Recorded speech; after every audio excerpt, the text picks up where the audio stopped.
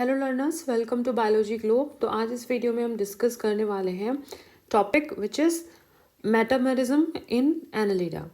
तो मेटामेरिज्म में हम रेफरेंस तो हम Annelida and arthropoda and chordates थोड़ा सा लेंगे, बट बेसिकली क्योंकि हम जानते हैं कि जो मेटामेरिज्म है वो सबसे पहले एनालिड्स के अंदर देखा गया, तो इसमें जो हमारा रेफरेंस रहेगा वो बेसिकली एनालिडा ही रहेगा मेनली। ठीक है, तो मेटामेरिज्म को अगर हम समझें, अभी डेफिनेशन में नहीं जाते, तो आप इसकी इमेज जो देख रहे हैं इससे आइडिया लगा सकते हैं, या प्रीवियस भी आपको आइडियाज़ होंगे कि जहाँ पे जो बॉडी है ऑर्गेनिज्म की वो कुछ सेगमेंट्स में, ठीक है, जो कि लगभग सिमिलर है अपीयरेंस में, सेगमेंट से बनी हुई है, और सेगमेंट्स हैं या सोमाइट्स हैं जो कि रिपीट हो रहे हैं, सिमिलर हैं, तो इस को हम बोलते हैं मैटामर्स। ये जो सेगमेंट्स है मैटामर्स, और ये जो प्रोसेस फिनोमिना ये शो कर रहे हैं, दिस इज मेटामेरिज्म। तो ये एक आर्किटेक्चरल प्लान है जहाँ पे जो बॉडी है वो रिपीटेड सेगमेंट्स से बनी है जो कि सिमिलर है। ठीक है, अभी आप देखोगे कि एनालिड्स में ये जो सेगमेंट्स हैं वो इंटरनली भी डिवाइड होते हैं, मीन्स सेपरेट होते हैं, और एक्सटर्नली भी डिवाइडेड होते हैं। तो उनमें दोनों इंटरनल और एक्सटर्नल दोनों तरह का सेगमेंटेशन देखने को मिलता है।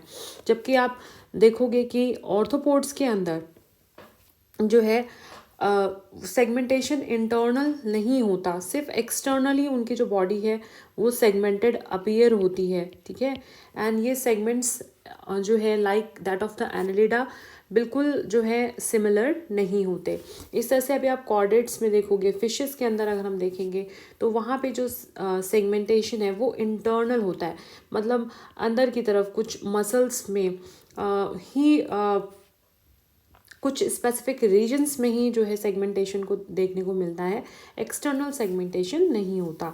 तो मेटामेरिक सेगमेंटेशन और metamerism is an architectural body plan in some animals in which these similar body segments called metamers or somites are serially repeated one after another। तो ये कह रहा है कि एक ऐसा बॉडी प्लान है एनिमल्स के अंदर जहाँ पे कि बॉडी के जो सेगमेंट्स होते हैं वो क्या होते हैं, रिपीट होते हैं, और ये सेगमेंट्स को हम क्या बोलते हैं, मेटामेयर्स बोलते हैं या सोमाइट्स बोलते हैं, और ये सिमिलर होते हैं। ठीक है, अभी आप देखोगे कि एनालिड्स के अंदर ये सेगमेंट्स एक्सटर्नली और इंटरनली भी इनके अंदर कुछ पार्ट्स हैं, जो पार्ट्स इसके अंदर होंगे वो इसके अंदर भी होंगे, मीन्स वो रिपीट हो रहे होंगे, तो इसे बोलते हैं हम मेटामेरिज्म। ठीक है, अब ऐसे एनिमल्स जिनके अंदर ये मेटामेरिज्म की फीचर को एग्जिबिट करेंगे उन्हें हम क्या बोल देंगे, metamerically segmented organisms.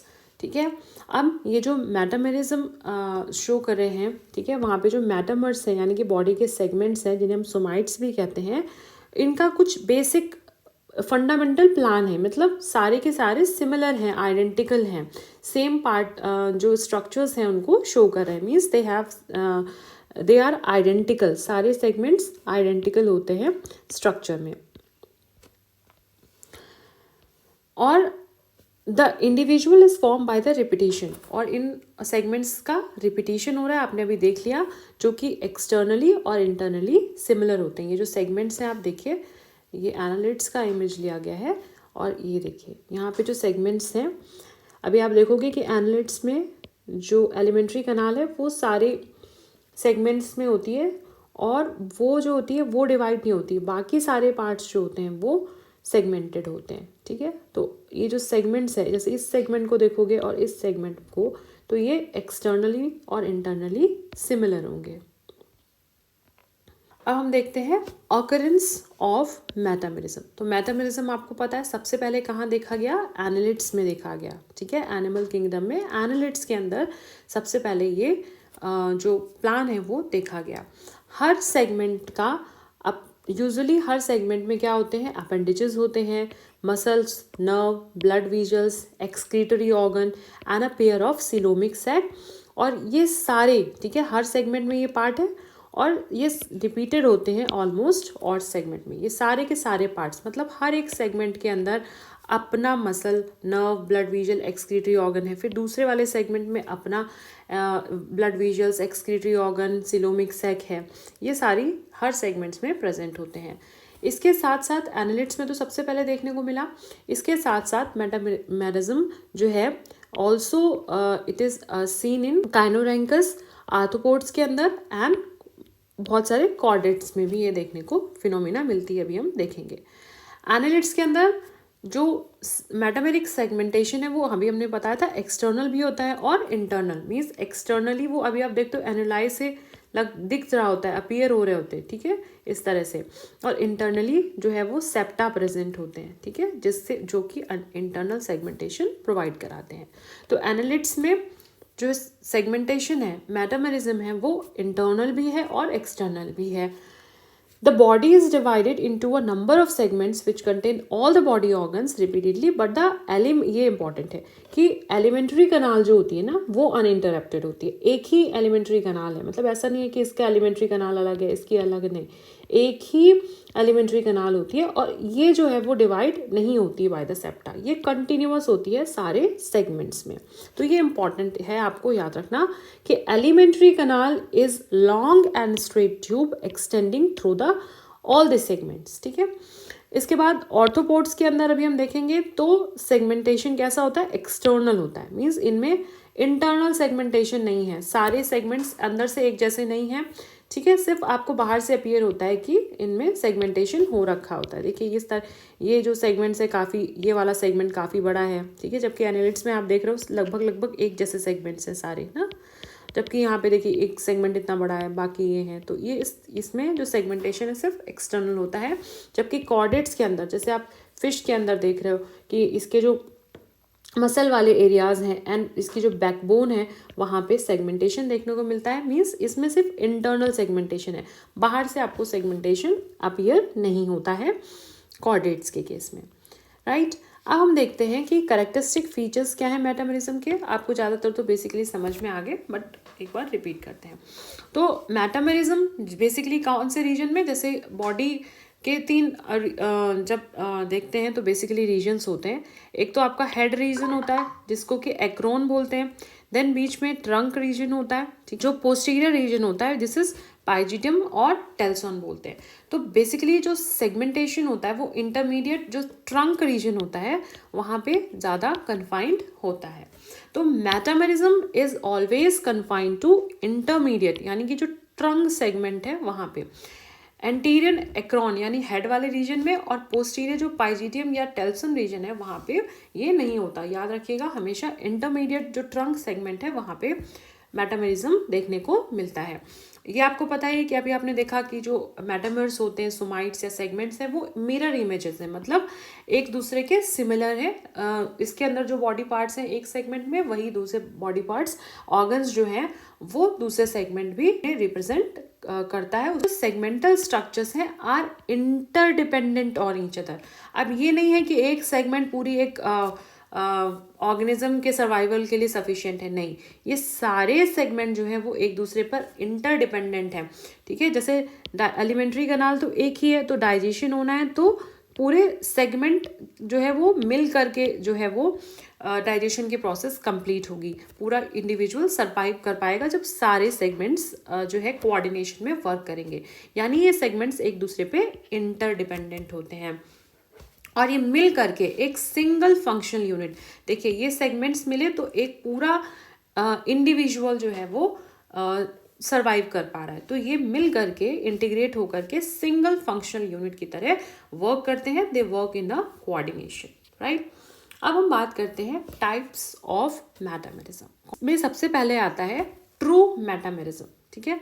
True metamerism क्या होता है, ये तो आपको पता है कि इंडिविजुअल में 3 लेयर्स होते हैं जब एम्ब्रियोनिक डेवलपमेंट होता है, एक्टोडर्म, मेसोडर्म एंड एंडोडर्म, ठीक है। तो कौन सी लेयर से जो है ये सेगमेंटेशन डराइव हुआ है उसके बेसिस पे भी डिवाइड किया गया है कि किस टाइप का सेगमेंटेशन होगा। तो ट्रू मेटामेरिज्म में जो सेगमेंटेशन की जो प्रोसेस है, जो सेगमेंटेशन डेवलप होता है वो कहाँ से डेवलप होता है, bye the segmentation of the mesoderm, ठीक है। तो जो ट्रू टाइप का सेगमेंटेशन होगा वो मेसोडर्म के सेगमेंटेशन से डेवलप होता है। ये एनालिट्स ऑर्थोपोड्स एंड कॉर्डेट्स में भी देखने को मिलता है। जो एनालिड्स की बॉडी होती है, ट्रू सेगमेंटेशन का मतलब क्या है? The body of annelids consist of A number of segments and number remain constant in a particular species. Generally क्या होता है कि अगर ट्रू सेगमेंटेशन है तो ट्रू सेगमेंटेशन के प्रोसेस में क्या होगा कि जो नंबर है सेगमेंट्स का एक स्पीशीज़ के अंदर, सपोज ये स्पीशीज़ है तो इस स्पीशीज़ का आप कोई भी मेंबर देखोगे तो जो नंबर ऑफ सेगमेंट है वो कांस्टेंट रहेगा। एक्सेप्शनल आर देयर, ठीक है, एसेक्सुअल रिप्रोडक्शन हो जा रहा है तो वो अलग बात है, लेकिन जनरली क्या होगा कि जो नंबर रहते हैं सेगमेंट्स के वो एक स्पीशीज़ के जितने भी मेंबर होंगे उनमें कांस्टेंट रहते हैं in case of the true type of metamerism और सेगमेंटेशन।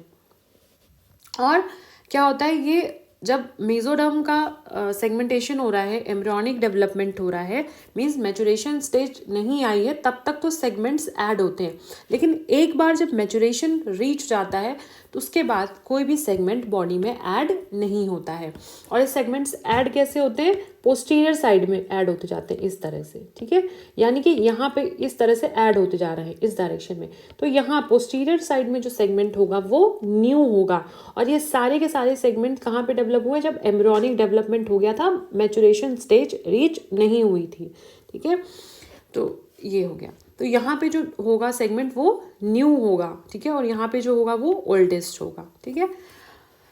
तो कोई भी न्यू सेगमेंट ऐड नहीं होगा after reaching the maturation stage. Moreover the segmental structures are interdependent. ये हमने देखा था कि जो सेगमेंट्स हैं वो एक दूसरे पर इंटरडिपेंडेंट है और ये इंटीग्रेट होते हैं so that the individuality of the body is preserve, ठीक है। आप देखिए, तो ये भी हमने देख लिया कि जो सेगमेंट्स हैं वो कैसे अराइज हो रहे हैं, posterior and in the front of पाइजीडियम। तो ये देखिए एनालिड का आप देखेंगे तो ये इस साइड में पाइजीडियम होता है, तो इस तरह से सेगमेंट ऐड हो रहे हैं, ये ऐड हुआ, फिर ये ऐड हुआ, ये ऐड हुआ, यानी कि यहाँ पे जो पाइजीडियम के साइड में सेगमेंट है वो न्यूएस्ट है, नया है, यानी कि न्यूअर सेगमेंट, जो नए सेगमेंट होंगे वो कहाँ ऐड हो रहे हैं? पोस्टीरियर एंड पे, और ओल्डर सेगमेंट्स कहाँ होंगे? बिहाइंड द हेड, यानी यहाँ पे जो सेगमेंट है वो पुराना है और यहाँ पे जो सेगमेंट्स है वो न्यू वन है, ठीक है। तो ये था आपका true segmentation, true metamerism. Mesoderm के सेगमेंटेशन से डेवलप होंगे, ठीक है, नंबर जो होगा सेगमेंट का लगभग कांस्टेंट रहेगा एक पर्टिकुलर स्पीशीज में, सारे जो है सेगमेंट एम्ब्रियोनिक स्टेज में ही ऐड हो जाएंगे, जबकि मैचुरेशन स्टेज रीच हो जाएगी उसके बाद कोई सेगमेंट ऐड नहीं होगा, इस तरह से ऐड होंगे। और पोस्टीरियर साइड में जो सेगमेंट होगा वो क्या होगा? That will be newer one, ठीक है।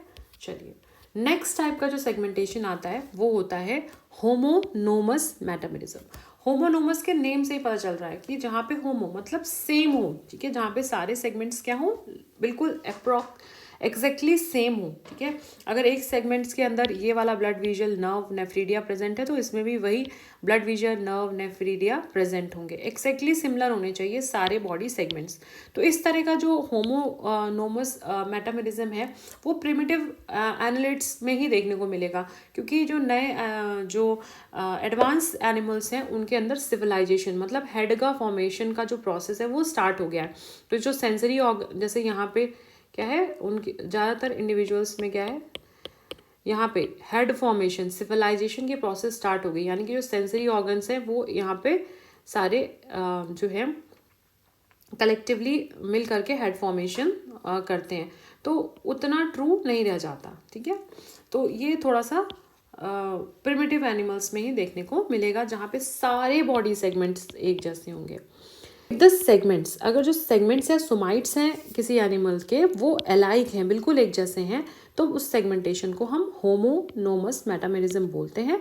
ये एनालिड्स में देखने को मिलता है। हर एक सेगमेंट के अंदर क्या होगा, अपना ब्लड वीजल्स होंगी, नर्व होंगी, नेफ्रीडिया होंगी एंड सीलोम डक्ट प्रेजेंट होगी। ये एक प्रिमिटिव टाइप, जैसे भी मैंने बताया था, टाइप का सेगमेंटेशन है, क्योंकि ज़्यादातर एनिमल्स में जो अभी एग्जिस्ट कर रहे हैं उनके अंदर क्या होता है कि जो आगे वाले सेगमेंट्स होते हैं, एंटीरियर सेगमेंट्स होते हैं, वो स्पेशलाइज्ड हो जाते हैं और हेड को फॉर्मेशन करते हैं। तो यहाँ पे सेगमेंटेशन कहाँ रह गया, ट्रू टाइप का सेगमेंटेशन नहीं रह गया, क्योंकि यहाँ पे हेड फॉर्मेशन स्टार्ट हो गया। तो ये जो प्रोसेस होती है इसे सिफलाइजेशन बोलते हैं, जहाँ पे कुछ एंटीरियर सेगमेंट्स स्पेशलाइज्ड होते हैं और हेड को फॉर्म करते हैं। दैट्स वाई ये वाला जो होमोनोमस मेटामेरिज्म है वो कुछ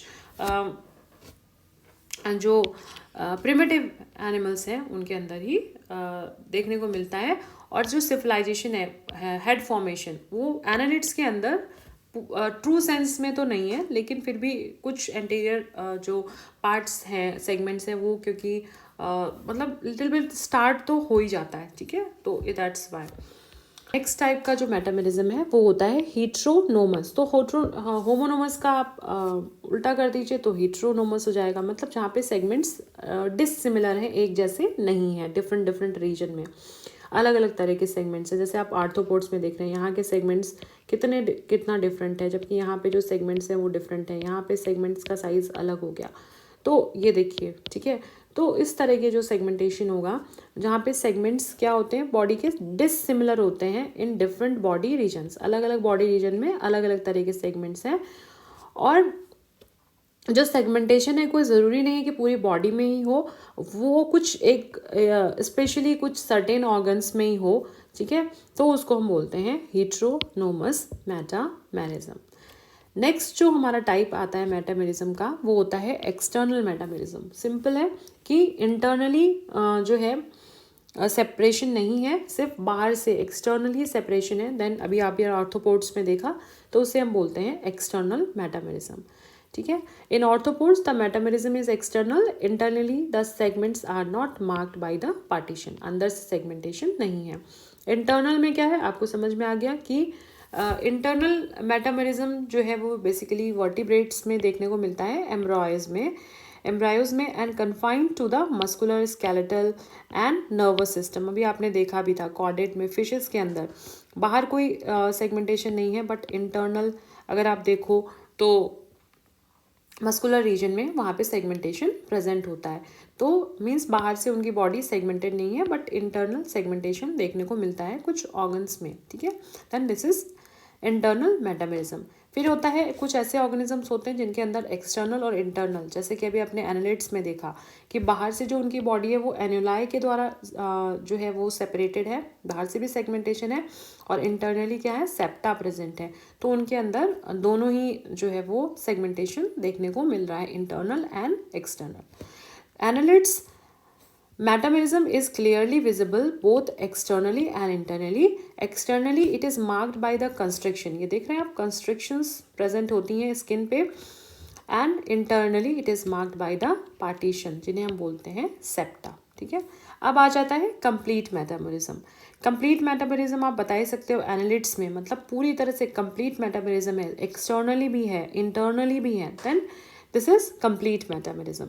When the segmentation is seen practically in all the system, सारे systems में, ठीक है, सारे systems में क्या है, जब बॉडी पूरी में सेगमेंटेशन दिख रहा है, सारे सिस्टम्स में बॉडी के सेगमेंटेशन दिख रहा है, तो उसे हम कंप्लीट मेटामेरिज्म बोलते हैं। ये एनालिट्स में देखने को मिलता है। इनकम्प्लीट में क्या होगा कि जब सेगमेंट्स पूरे ऑर्गन्स में नहीं है, तो जैसे ऑर्थोपोड्स में आप देख रहे हैं, कॉर्डेट्स में आप देख रहे हैं, कुछ ही पार्ट्स में सेगमेंटेशन दिख रहा है, वो भी सेगमेंट सिमिलर नहीं है, तो उसे हम बोलेंगे इनकम्प्लीट मेटामेरिज्म, ठीक है। अब आ जाता है important cheese which is pseudo metamerism and, या उसको हम बोल देते हैं स्ट्रोबलाइजेशन, ठीक है। तो आपने जो प्लैथीहेल्मिन्थेस है उसको जब आप पढ़ते हो तो आप देखते हो कि इनके अंदर ट्रू टाइप का सेगमेंटेशन नहीं होता। लाइक इसमें सेगमेंटेशन आप देखते हो कि जो मैच्योर प्रोग्लॉटिड्स होते हैं वो क्या होते हैं, बड़े होते हैं साइज़ में, जबकि इनिशियली जो आप देखते हो इमेच्योर टाइप के जो प्रोग्लॉटिड्स होते हैं they are very smaller in size. और ये जो है वो ये जो प्रोग्लॉटिड्स हैं वो ऐसा भी नहीं है, जैसे सेगमेंटेशन में ये इंटरडिपेंडेंट है, एक दूसरे पे डिपेंडेंट होते हैं। बट ये जो होते हैं वो अपना अलग काम करते हैं, इन सेगमेंट्स का इनसे कोई मतलब लेना देना नहीं होता, means they are not interdependent. तो इस तरह का मेटामोरिज्म, ठीक है, इस तरह का जो सेगमेंटेशन आपको अपीयर तो हो रहा है बट वो ट्रू सेंस में सेगमेंटेशन नहीं है, ठीक है। ऊपर से ये यहाँ पे जो सेगमेंटेशन अराइव हुआ है वो मेसोडर्म के सेगमेंटेशन से नहीं बट ओनली एक्टोडर्म के सेगमेंटेशन से डिराइव हुआ है। तो इस तरह को मीन्स ये स्यूडो फॉल्स अपीयरेंस दे रहा है मेटामोरिज्म की, तो इसे हम बोलते हैं स्यूडो मेटामोरिज्म या स्ट्रोबलाइजेशन। तो इसको देख लेते हैं। In contrast to the true metamerism, ठीक है, ट्रू मेटामोरिज्म से उल्टे ही अगर हम देखें, स्यूडो मेटामोरिज्म या जिसे बोलते हैं स्ट्रोबलाइजेशन इज सीन इन टेपवर्म, ठीक है। ये टेपवर्म का पिक्चर है, प्लैथीहेल्मिन्थेस में देखने को मिलता है, जहाँ पे segmentation of the body takes place by the segmentation of the ectoderm. True में हमने देखा था वो मेसोडर्म से डराइव होता है, जबकि यहाँ पर this is derive from that of the ectoderm के सेगमेंटेशन से। यहाँ पे जो बॉडी होती है this is consist of number of segments और proglottids which varies in different individual of the same species. True metamerism में हमने देखा था कि अगर एक स्पीसीज का मेंबर है तो उसके एक स्पीशीज के जितने भी मेंबर होंगे सब में नंबर कांस्टेंट रहेगा, बट यहाँ पर स्यूडो मेटामोरिज्म में ऐसा कुछ नहीं है। एक ही स्पीशीज के जो अलग अलग मेंबर्स होंगे उनके अंदर डिफरेंट नंबर या प्रोग्लॉटिड्स जो होते हैं वो डिफरेंट नंबर में सेगमेंट्स प्रेजेंट होंगे, राइट।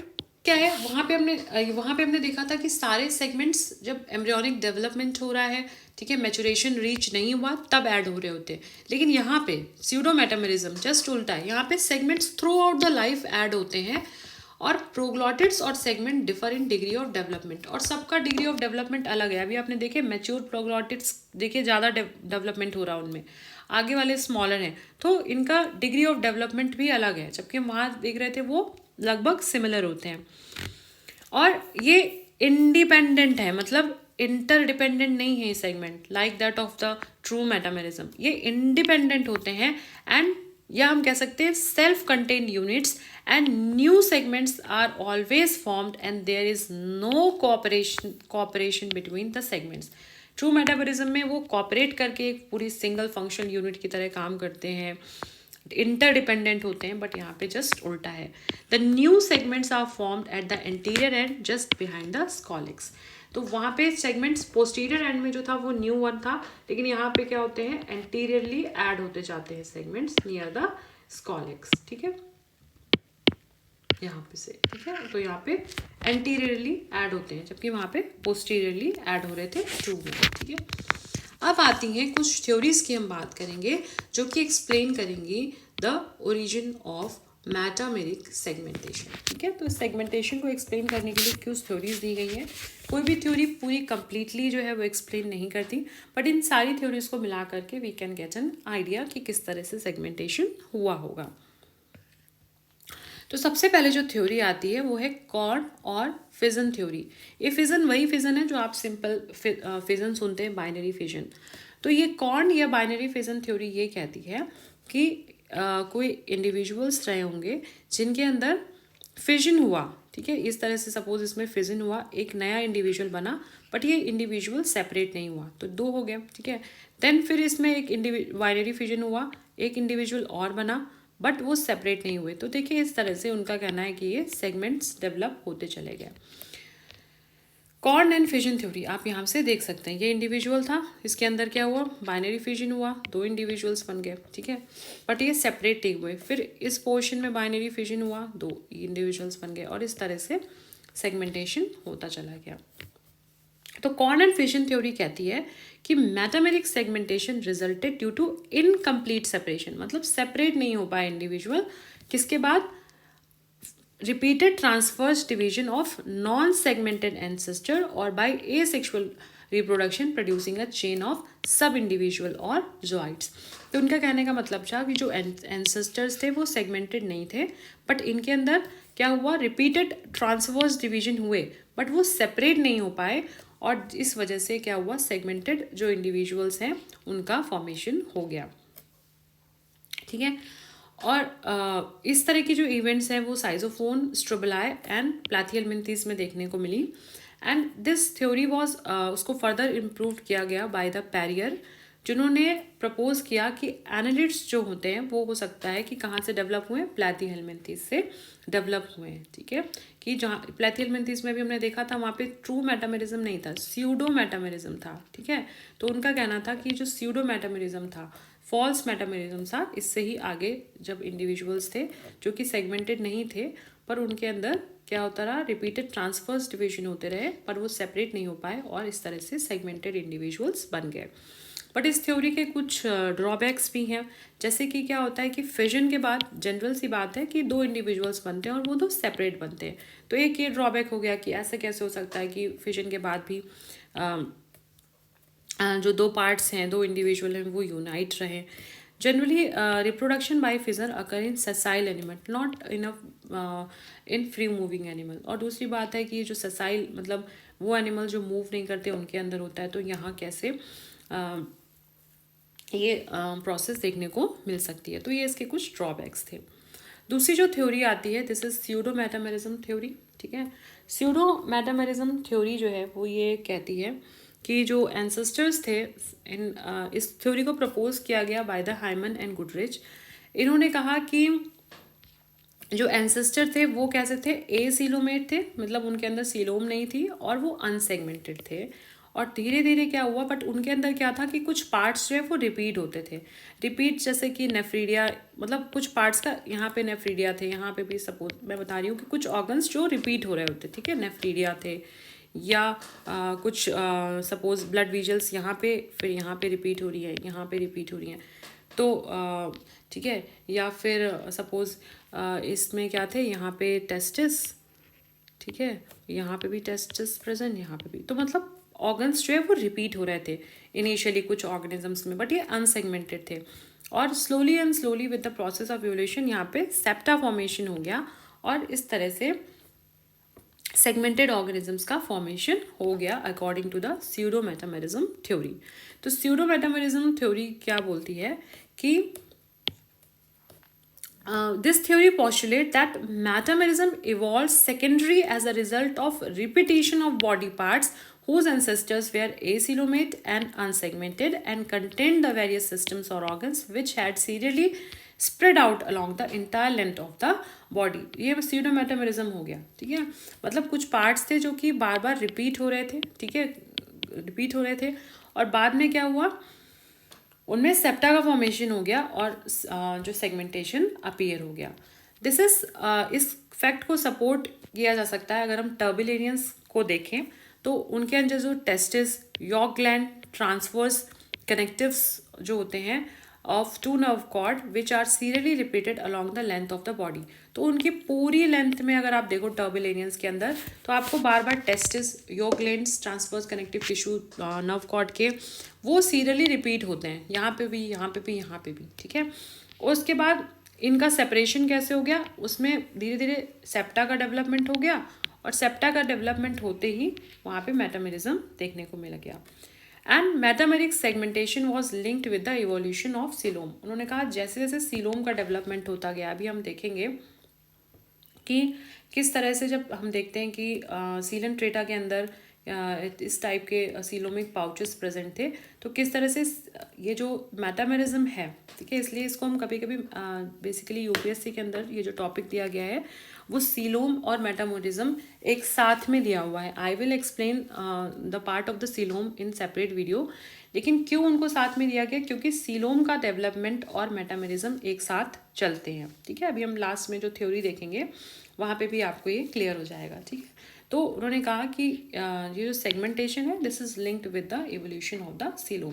तब अब आप आज आकर के सीडो मेटामेरिज्म एंड मेटामेरिज्म में आई थिंक सेपरेट कर सकते हैं, डिफरेंस बता सकते हैं। सीडो मेटामेरिज्म में क्या होता है, एक्टोडर्म का सेगमेंटेशन होता है, तब सेगमेंटेशन डेवलप होता है। न्यू सेगमेंट्स वहाँ पे एंटीरियर एंड में हमने देखा था, जो एंटीरियर एंड में होगा वो न्यू होगा, ठीक है।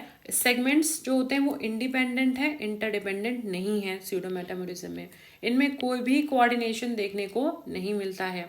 जबकि अगर हम ट्रू मेटामेरिज्म की बात करें, ठीक है, ट्रू मेटामेरिज्म में की अगर हम बात करें तो यहाँ पे क्या होता है कि जो सेगमेंटेशन डेवलप हुआ है वो मीजोडर्म के सेगमेंटेशन से डेवलप होता है। कहाँ से डेवलप होता है, मीजोडर्म मेसोडर्म के सेगमेंटेशन से डेवलप होता है।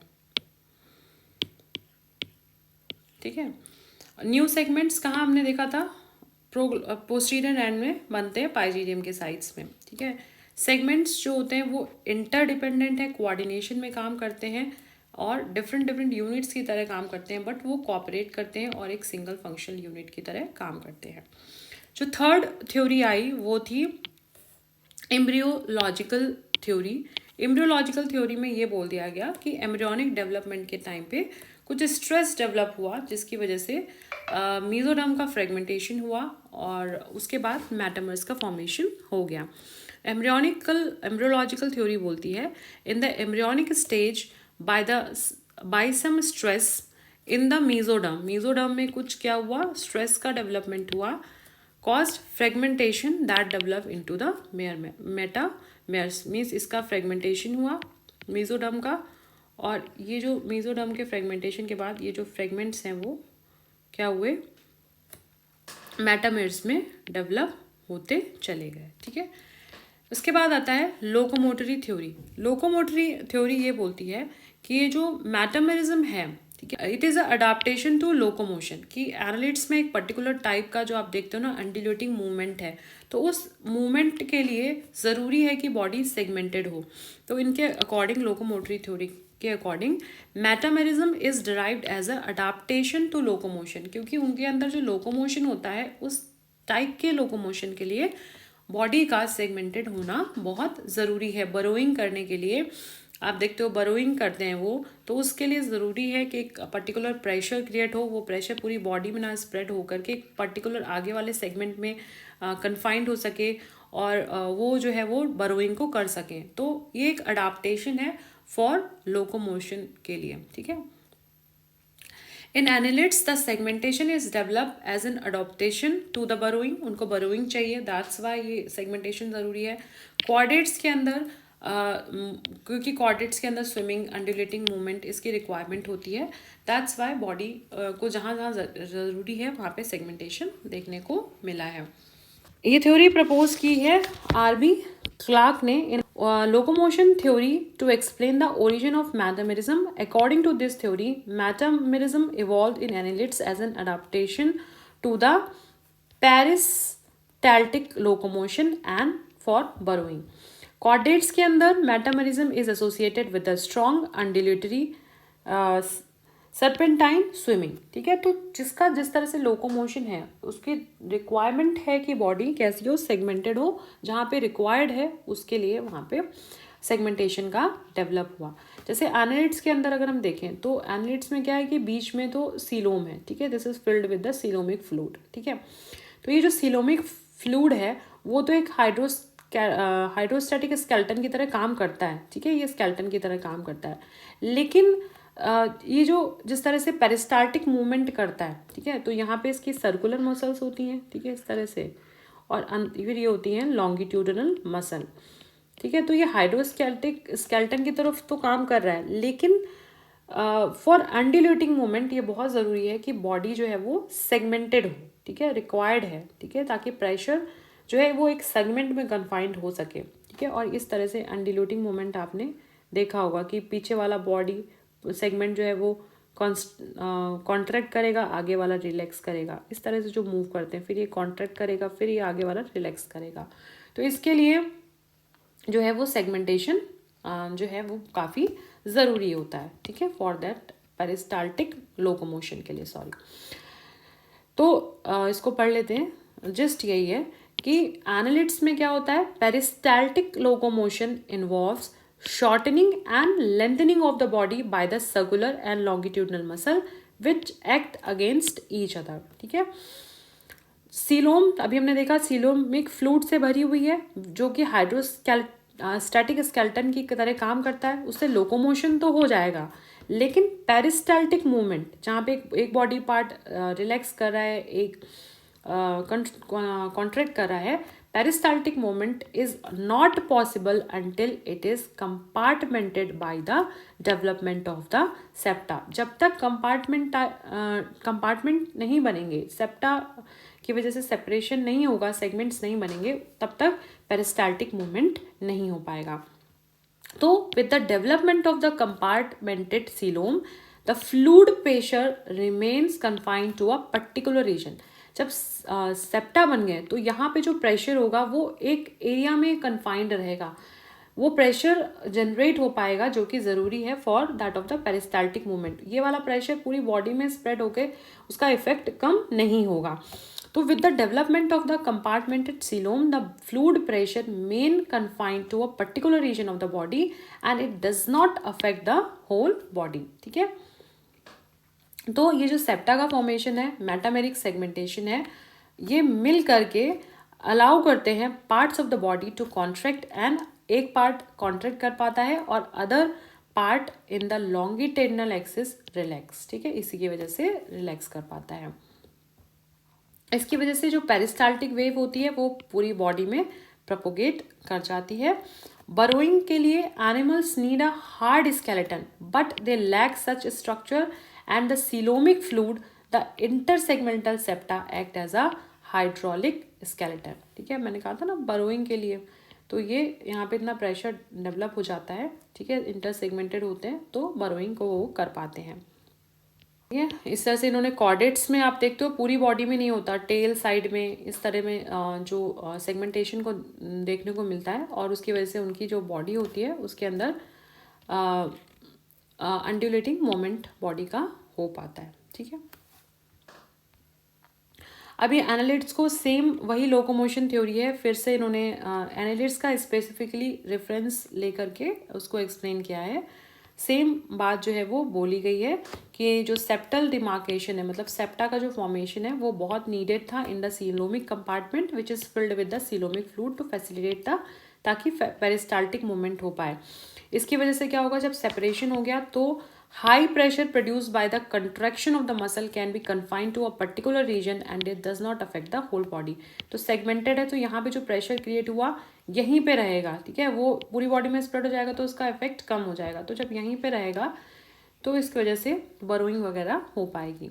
By having metamerism, thus with the emergence of the metameric segmentation, annelids can save energy by keeping high pressure areas in the selected region and regulate locomotive movement in different direction। बात वही बोली गई है। ठीक है, इससे उनको borrowing वगैरह करने में हेल्प मिलेगी। तो ये जैसे कि पॉलीकीटा का जो ग्रुप है एनालिट्स के अंदर, तो इनके अंदर क्योंकि देखिए पॉलीकीटा जो है वो प्रिमिटिव है, तो इनके अंदर बहुत ज़्यादा highly distinguished internal and external segmentation को देखने को मिलता है और हर बॉडी सेगमेंट जो है वो पैरापोडिया को बियर करता है। इसके अंदर पॉलीकीटा के अंदर जो सब फर्स्ट आता है दिस इज सेरेंटिया। सेरेंटिया के अंदर क्या होता है कि बहुत सारे यूजुअली सिमिलर बॉडी सेगमेंट्स होते हैं, numerous, except for the head and the anal segment. Head और एनल सेगमेंट को अगर छोड़ दें तो बाकी जो सेगमेंट्स होते हैं ट्रंक रीजन में वो numerous usually similar segments present होते हैं। सेडेंटेरिया के अंदर अगर हम देखें तो body segments generally divide into 2 और more distinct region with dissimilar segments and parapodia. तो इस देन आता है पॉलीकीटा के बाद ओलिगोकीटा। तो ये जो ओलिगोकीटा के मेंबर्स हैं they have a well marked external and internal segmentation, usually segmentally arranged throughout the greater parts of the body but not parapodia CT present in each segment। तो यहाँ पे जो पैरापोडिया होते हैं वो हर सेगमेंट में प्रेजेंट नहीं होते हैं। हिरुडीनिया के अंदर लिमिटेड और डेफिनेट नंबर जो सेगमेंट्स का होता है वो मार्क किया जाता है बाई एक्सटर्नली मार्क किया जा सकता है बाई सेकेंडरी रिंग या एनुलाई। ठीक है, तो बाहर से मार्क किया जा सकता है जो एनुलाई या रिंग होती हैं। The anterior end of the body is suctorial, suck करने के लिए होता है, and several of the hindmost segment are fused into a powerful posterior sucker. तो बीच में अगर आप देखें तो वहाँ पे आपको सेगमेंटेशन बहुत अच्छे से दिख रहा है, बट एंटीरियर रीजन है वो स्पेशलाइज्ड हो गया क्योंकि सक्टोरियल होते हैं। ठीक है, तो और जो पीछे का रीजन है हाइंड मोस्ट रीजन है उसमें क्या होता है कुछ सेगमेंट फ्यूज हो जाते हैं और पोस्टीरियर सकर को फॉर्म कर देते हैं। ठीक है, नेक्स्ट जो थ्योरी आती है वो है साइक्लोमेरिज्म थ्योरी। ये काफ़ी इम्पॉर्टेंट है, यही थ्योरी है जो कि एक्सप्लेन करती है कि किस तरह से जो सीलोम का फॉर्मेशन है और मेटामेरिज्म जो है वो साथ में हुआ है। तो यहाँ से आप देख सकते हैं कि ये पिक्चर जो है इसको बहुत अच्छे से एक्सप्लेन करती है। ये सीलन ट्रेटा है जहाँ पे एंट्रोसीलिक पाउचेस जो हैं वो प्रेजेंट थे, ठीक है। इनको धीरे धीरे डिवीजन हुआ एंड आप देख रहे हैं, अभी इसको हम पढ़ेंगे कि किस तरह से सेगमेंटेड ऑर्गेनिज्म का फॉर्मेशन हो गया। तो साइक्लोमेरिज्म थ्योरी क्या वाज प्रपोज्ड बाय सेडविक, ठीक है, 1884 में, and this was supported by Remane in 1950 and 1963।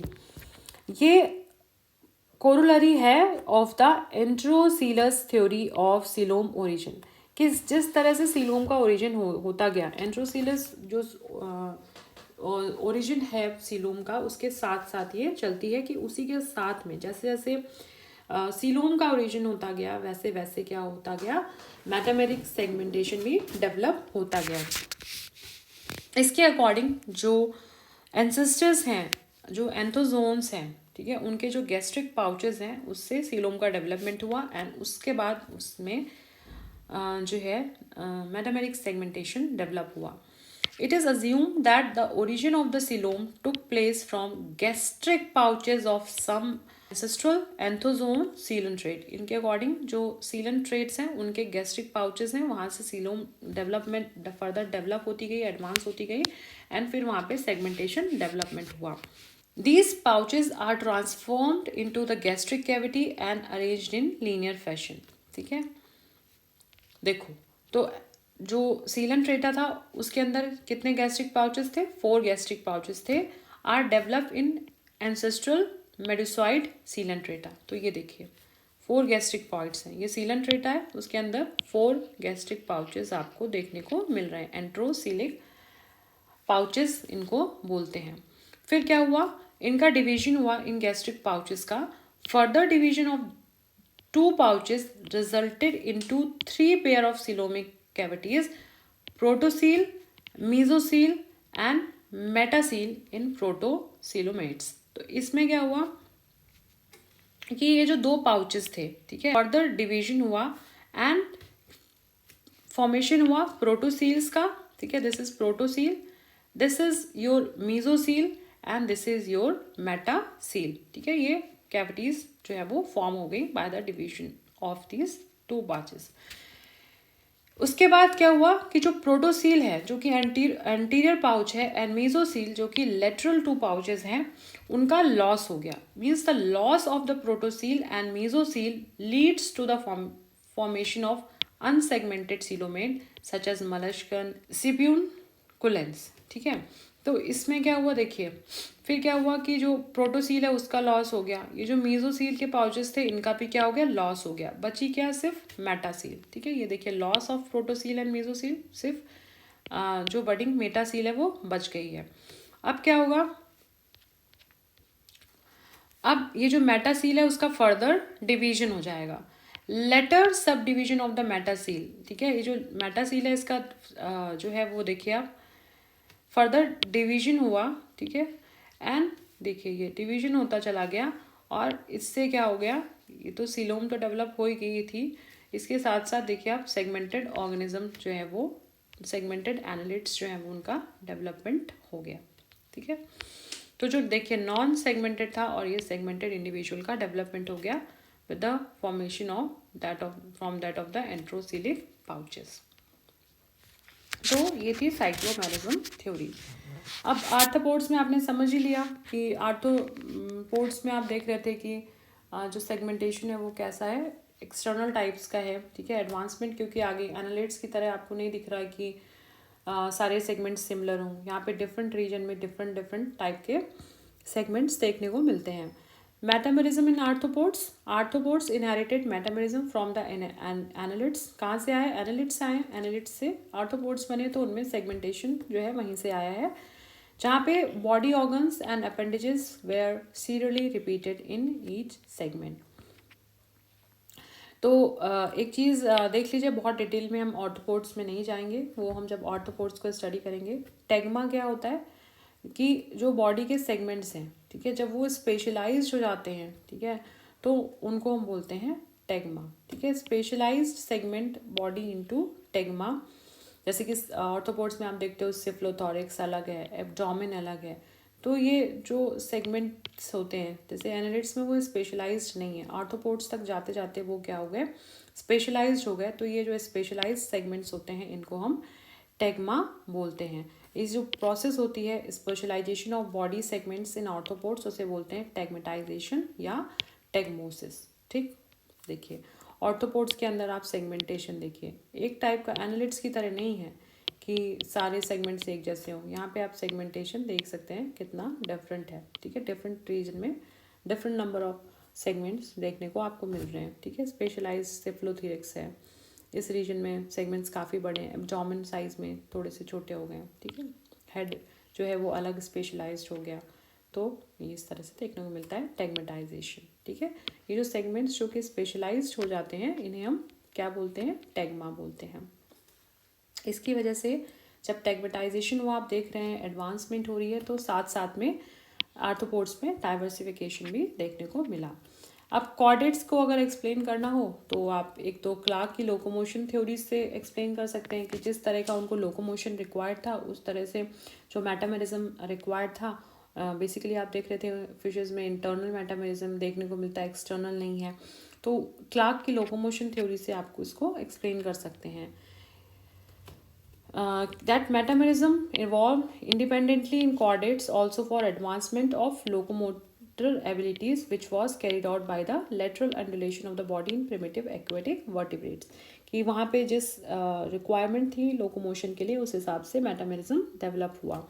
Metamerism की वजह से क्या होता है कि जो मसल बंडल्स होते हैं, नर्व्स होती हैं, वो सेगमेंटली अरेंज्ड हो जाती हैं for better coordination of undulating movement of the body.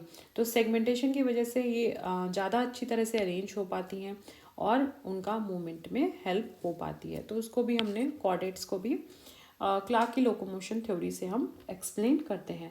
तो this was all about the metamerism in annelids. अगर आपको कोई डाउट है तो you can ask in a comment section. Thanks for watching, have a nice day.